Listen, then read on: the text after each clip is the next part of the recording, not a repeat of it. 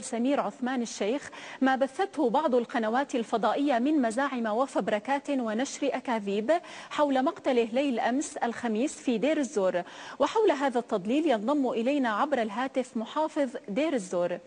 سيادة المحافظ، برأيكم ما السبب وراء إطلاق مثل هذه الشائعات؟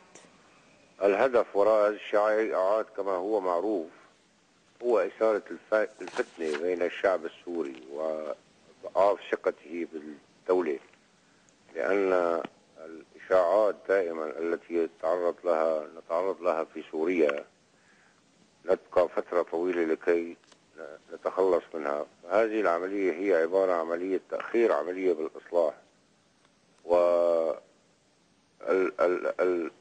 والمتآمرين كما تعرفين أن المؤامرة هي كبيرة على سوريا، فاستعملوا كل الوسائل لعرقلة عملية الإصلاح في سوريا.